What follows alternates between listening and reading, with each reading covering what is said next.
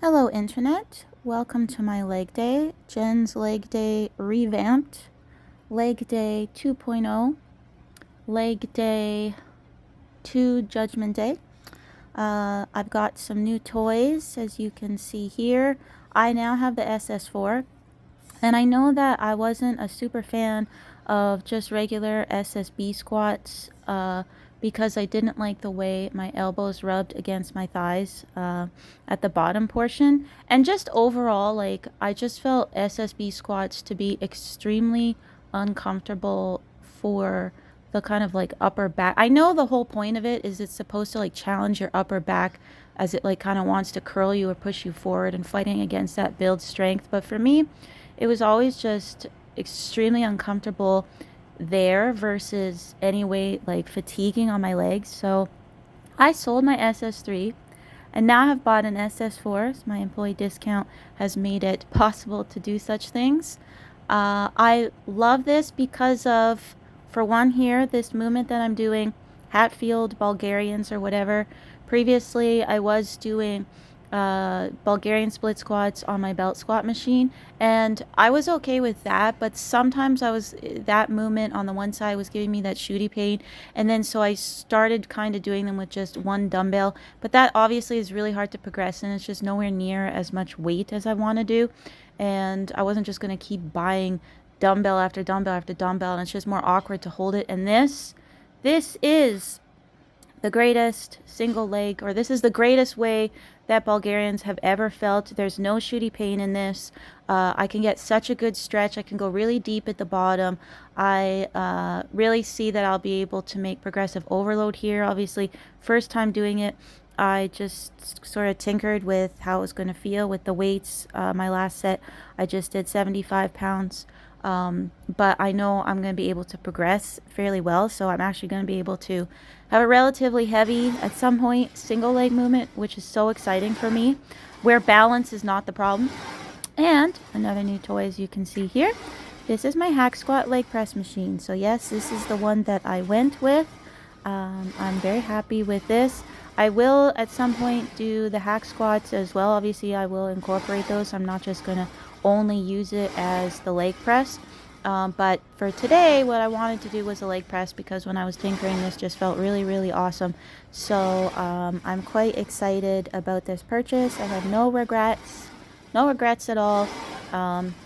But we'll see how I throw the hack squat into the mix as well, because as well too, I do not want to stop doing my belt squat either.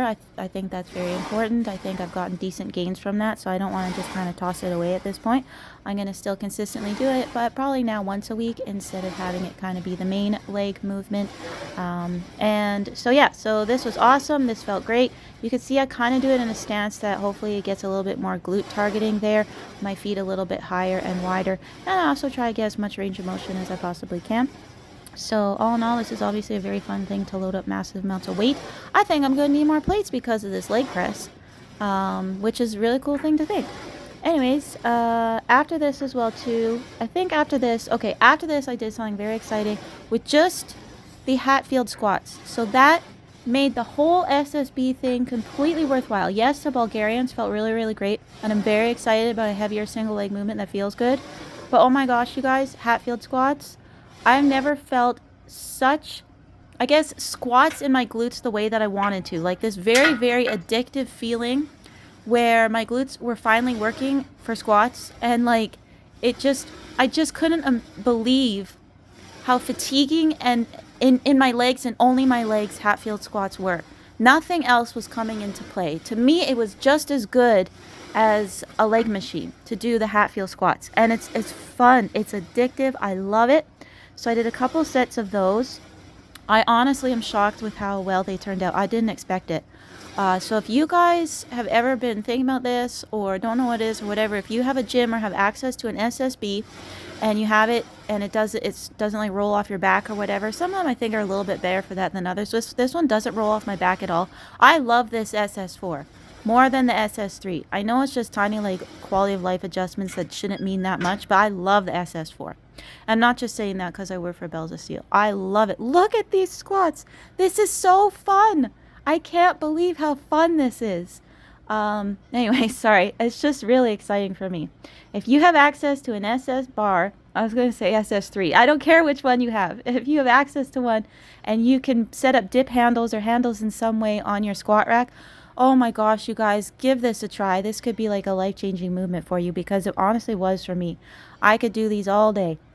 I could do this all day. Anyways, so if you can't tell, I was pretty happy with how this leg day 2.0 has turned out.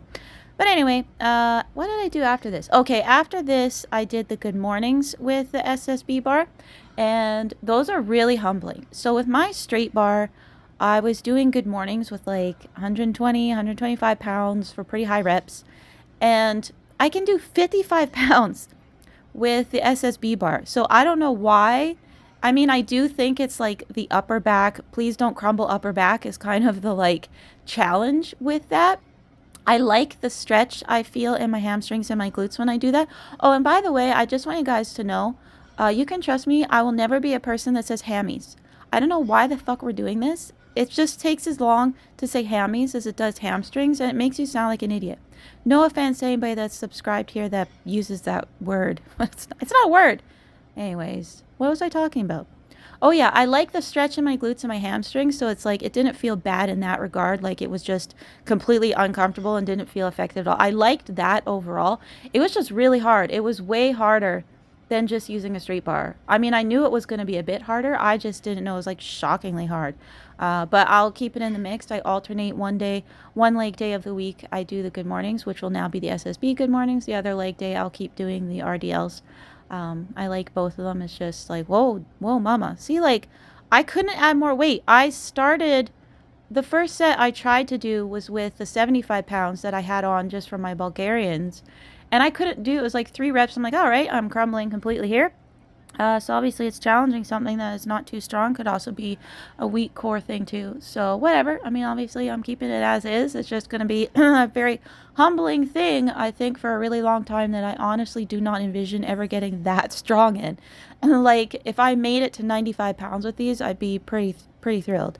But anyway, oh, and I also did lying leg curls, which you probably don't notice too often. I do lying leg curls, and I put my blue foamy things under because I just find my leg curls to be kind of like uncomfortable in not the most ideal way. And that it did, for whatever reason, it did improve it. I might get one of those like ab pads that just gives me a little bit of a curve because a lot of these lying hamstring machines now have that kind of like curve. So you're just sort of folding over it. And I think that ultimately would feel a lot better if I had something like that. Adding the foamy pads made it feel a little better to me than just regular. Like I had better mind muscle connection.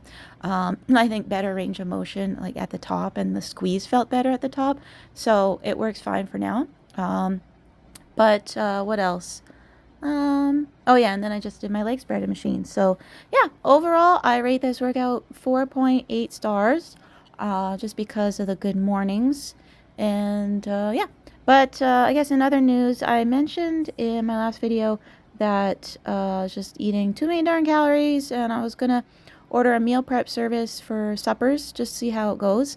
And I liked the foods. Is like, if anybody is in this area, just bite me meals. Just bite me meals. So Lisa's clever. And I liked all the little meals that I ordered. Just different things. Like last night I had this little mini turkey dinner thing, and had another one was like barbecue chicken, and I still have a few meals left, and I ordered some more. And I'm gonna keep doing this for a while. Anyways, it's humbling to me to like have these small portions, because usually my portions are mountainous, especially for supper. And the thing is that when I mentioned like eating too many darn calories, believe it or not, I was at like with the way my meal was healthy, but it was about 2,600 calories, y'all. That's too much for a 5'0" little woman. Little Women. Wait, what's that song? No, that's not a song. What song is that? No. Anyways, whatever. It was too much food, and I was slowly have been gaining weight. I want to stop that. And so I thought, well, the only way I'm going to do that is if I'm forced to eat smaller suppers. So these things are obviously smaller, and like I'm starving. It's like it affects my whole day the next day. I'm hungry in the middle of the night. I feel like I'm starving when I eat breakfast, and the second I finish my breakfast, which is 4 eggs and 4 pieces of toast, I'm starving the second I finish my breakfast. I'm starving waiting for lunch, and then I feel ravenous eating this supper that is not a mountainous pile. But it's like, it's not like all of a sudden I went from 26 to 1600. I wouldn't be on a 1600 calorie diet. It's like I went from 26 to like 21 or 22, which is still relatively high, and I'm starving. But anyways, so it's just a bit of an adjustment. Oh, it's humbling. Dieting sucks, everybody. Dieting absolutely sucks. I just haven't made myself do this in quite a while, but I guess we'll just see how it goes. But anyways, other than that, the week went pretty well. I'm finally catching on to things at work. It's becoming fun. I don't feel like super stressed like I was obviously at the beginning. But anyways, thanks for watching, everybody. Have a great rest of your day. Bye.